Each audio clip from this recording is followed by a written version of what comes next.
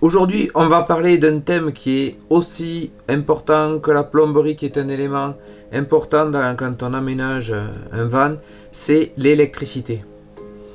Pour ce faire et parce que je ne savais vraiment pas du tout où j'allais, qu'est-ce qu'il me fallait comme équipement, j'étais vraiment un petit peu perdu au début pour réussir à faire un peu le listing de ce que j'avais besoin en fonction de la puissance que j'avais besoin en utilisation au jour le jour et tout ça.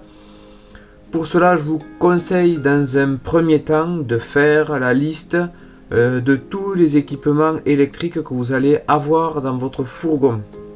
Déjà, est-ce que vous allez pouvoir utiliser uniquement du 12 volts ou est-ce qu'il vous faudra du 230 volts? Parce que bien sûr, il faudra un convertisseur pour cela.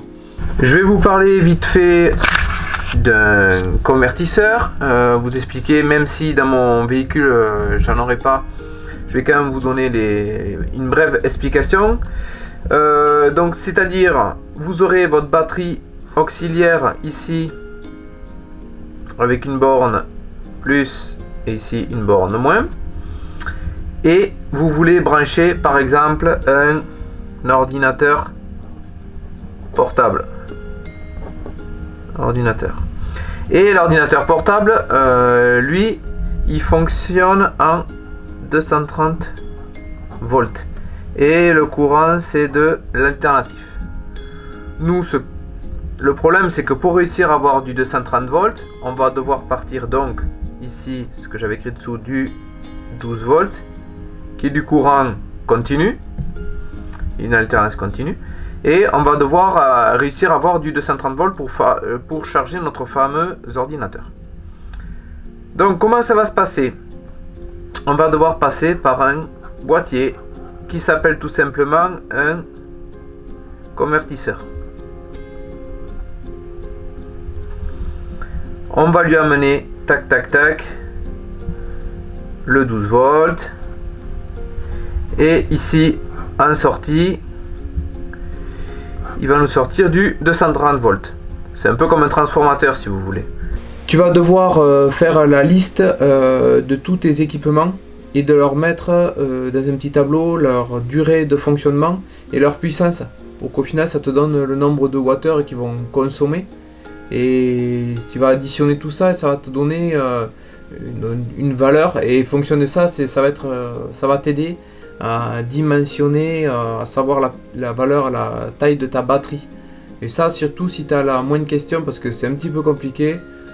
Moi je me suis pas trop embêté, j'ai fait la liste de tous mes équipements avec leur durée d'utilisation, donc et leur puissance, et j'ai envoyé un petit mail à MyShop Solaire et c'est eux qui m'ont fait le calcul pour me dire quel équipement il me fallait. Avant de pouvoir installer vraiment les équipements électriques, ça va se faire vraiment très tôt, même vous avez commencé un peu à faire l'isolation, et en même temps il va falloir passer tous ces câbles électriques et bien réfléchir, se poser un petit moment, faire un plan donc déjà de son fourgon et voir où c'est, à droite à gauche, où c'est, là on voudrait avoir une prise 12, là on voudrait pouvoir avoir un éclairage, là il y a ci, il y a là, et il y a vraiment pas mal de choses à laquelle il faut penser. Ça c'est juste la partie fonctionnelle, ce qui nous intéresse, ce qu'on va voir au bout. Et après, une fois voilà, qu'on a déterminé, on a dit là par exemple je veux un éclérage, et bien de là un éclairage, il va falloir voir où c'est qu'on veut donc l'interrupteur qui va commander cet éclairage, et après faire tout le cheminement avec les câbles électriques jusqu'au, on va dire, au petit local technique, à la petite armoire électrique. Maintenant on va en venir à parler de section de câbles. Ici on va trouver un petit tableau que j'ai trouvé donc sur le web, fonction de l'équipement qu'on a et de son intensité. Je vous explique après comment on calcule l'intensité si on a une puissance, et ça va nous donner la longueur de câble. Attention, les câbles c'est l'aller-retour qu'il faut compter. Par exemple, si on a un équipement qui consomme 3 ampères et que le câble il fait 5 mètres aller-retour, 3 ampères 5 mètres, on va devoir utiliser une section de 1,8 mm². Bon, 1,8 ça n'existe pas, ça va être 1,5 ou 2,5, là automatiquement on va passer sur 2,5. Après, comment on calcule? Là on a besoin de l'intensité. L'intensité, l'unité c'est l'ampère. des fois les équipements, on est en puissance. Si par exemple, il existe une formule qui s'appelle P égale U fois I. Alors P, ça va être la puissance en watts, c'est cette fonction, c'est ce qu'on recherche. 12, c'est la tension qui va être en volts. La tension, U, c'est la tension pardon, qui est en volts, 12 volts. Et on va le multiplier par l'intensité. Ça va nous donner la puissance. Si on a un équipement par exemple qui est marqué 2 ampères, P égale 8, et on va se retrouver donc avec notre truc qui va faire 24 watts. Si à l'inverse, ça c'est pour calculer donc la puissance. Par contre, si on a un autre équipement que vous voyez écrit par exemple, un équipement qui est marqué 20 watts, et que vous vous dites combien on va avoir d'ampères, on modifie la formule qui, au lieu d'être P égale 8, devient I égale P sur U. Alors P, donc c'est la puissance en watts, I, on va avoir l'intensité, et là on va avoir la tension en volts. Donc je remets ici qui correspond à U, c'est 12 volts dans le fourgon. La puissance, si par exemple vous avez un équipement qui fait 20 watts, et ça va vous donner l'intensité, faire 1,6 ampères. Donc voilà, c'est quand même une notion importante. Tout ça, il va falloir les protéger par des fusibles. Au niveau d'un petit boîtier, un petit coffret, il va falloir mettre des fusibles. Alors c'est toujours pareil, comment on va calculer la valeur du fusible? On va se reporter ici avec notre formule, puisque les fusibles ce sont des ampères, donc c'est un calcul d'intensité puisque on utilise l'ampère. Et je reviens, si vous avez un équipement par exemple qui fait 200 watts, 12, voilà, et là ça va nous donner la valeur du fusible. Alors attention, parce que les équipements électriques des fois au démarrage ils consomment un petit peu plus. Au démarrage, c'est-à-dire ils vont au démarrage, ils vont faire une valeur crête et après ils vont redescendre et leur tension va être comme ça. Donc, par exemple, on va avoir 0 volts. Ici hop, on va avoir dans 0 ampères. Et ici ils vont consommer 3,5 ampères par exemple, mais au démarrage, par exemple, un frigo, tout ça peut faire un petit pic à, j'en sais rien, je veux dire à 5 ampères. Donc c'est pour ça que si vous prenez un fusible, par exemple, il fait un pic à 6, on va dire, au démarrage, je sais pas, c'est un exemple. Et comme les fusibles, c'est 5 ampères, c'est 5 ou 10 ampères, ben là, si vous mettez 5, au démarrage, votre fusible, bing, il va claquer, quoi. Pour ce faire, comme je disais, une fois qu'on a notre schéma d'implantation, il va falloir essayer de faire un bout de schéma, qui est ce schéma d'utilisation. On va retrouver tous les éléments électriques. Alors ça c'est un schéma, c'est pas à la base, c'est pas moi qui l'ai fait, je l'ai trouvé sur le net. Mais comme il était bien fait, en fait j'en ai profité pour le récupérer. J'ai fait quelques modifs pour qu'il me soit plus parlant avec moi, pour pas que je fasse de bêtises quand je vais câbler. Et voilà à quoi ça ressemble.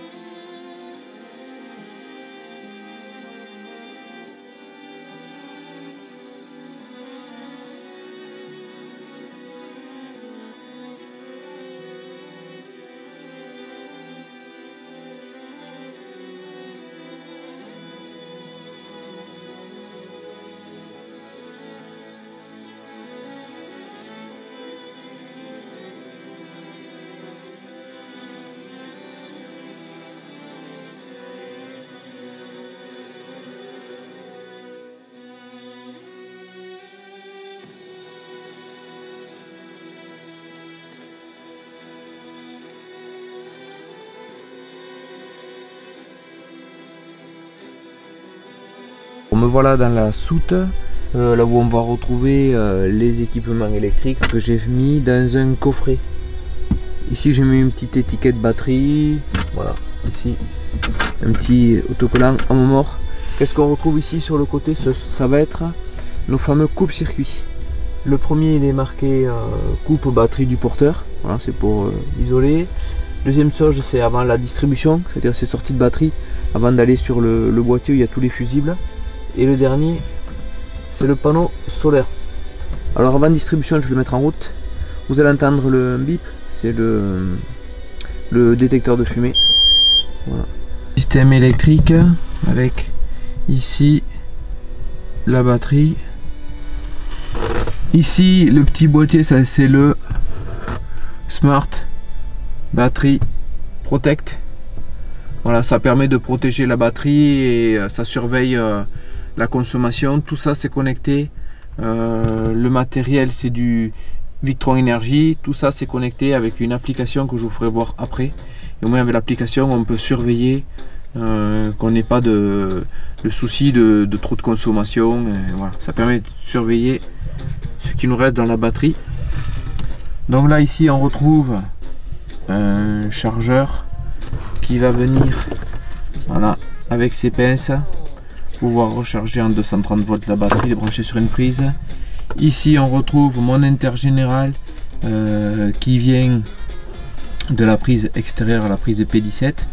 Voilà, 230 volts qui arrive de là, hop, il vient à l'armoire. Après on vient ici alimenter le chargeur et à côté c'est un départ qui est libre. Voilà. Ensuite quand on sort donc de nos fameuses batteries d'ici, on va passer, comme je vous disais, voilà, les fameux fusibles 50 ampères. Il y a celui-là et celui-là.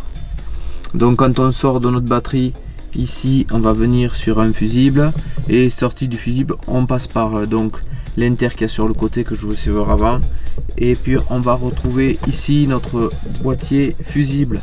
Alors voilà, on va retrouver le V-Basto, le réfrigérateur, des prises de l'éclairage, les WC parce qu'il y a une électrovan, le lanterneau qui est un ventilateur, ça c'est la pompe à eau, des prises USB, le chauffe-eau et d'autres prises USB.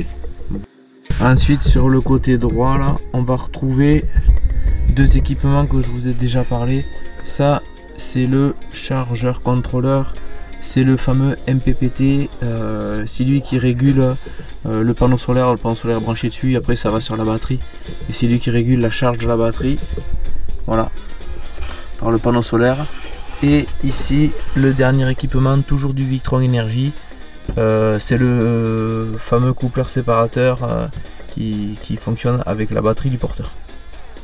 Ici on va retrouver un petit panneau de commande, ça c'est une prise basique, prise 12 volts. Alors à côté on va retrouver des interrupteurs. Le premier c'est tout simplement l'éclairage de là, hop, voilà. Le deuxième interrupteur va aller allumer la prise du fond, enfin le spot du milieu qui est devant la porte de la salle de bain. Le troisième interrupteur, lui va afficher la tension actuellement. Donc là on est à 13 volts 7, 13 volts 8. Ça veut dire qu'on est alimenté par le panneau solaire. Parce que normalement on serait autour de 12,5, 12,5, 12,6. Et là dès qu'on est en journée, donc il y a de la luminosité, le panneau solaire récupère et automatiquement la tension, la tension batterie augmente. Bon, ça c'est vraiment du gadget, c'est un petit truc que j'ai rajouté, on n'est vraiment pas obligé de le mettre. Dernier interrupteur, oh, on l'a entendu juste un peu, c'est la pompe de l'eau. Comme je le disais, c'est très important d'avoir un inter pour la poupée pour éviter qu'elle tourne à vide par exemple. Dernier équipement qui est là, ici, c'est notre fameux détecteur de gaz. Bon voilà, il y a la cuisson juste au-dessus. Si jamais on venait malencontreusement à appuyer sur un bouton et que le gaz soit ouvert, voilà, il est juste au-dessus au moins. Là, ça nous permettrait de détecter de suite la moindre fuite. J'ai acheté sur le site de My Shop Solaire le panneau solaire, donc 275 watts, avec son régulateur MPPT qui est du Victron Energy, sa batterie auxiliaire d'une 80 ampères. Ensuite il y a le Battery Protect C'est comme un système de relais en fait qui permet de déconnecter la batterie quand elle arrive à un seuil de décharge trop important qu'on ne peut paramétrer.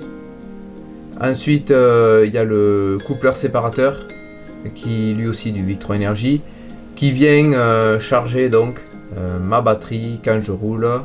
Les différents équipements en Victron Energy que je viens de citer sont paramétrables avec l'application donc Victron Energy. Je ne vais pas rentrer dans les détails de cette application. Sur internet, il y a déjà des vidéos YouTube qui expliquent comment ça fonctionne. Je mettrai en description de cette vidéo les liens vers tous les équipements que j'ai commandés sur le site de MyShopSolar. Surtout lors de votre installation, si vous avez des questions, n'hésitez pas à contacter MyShopSolar.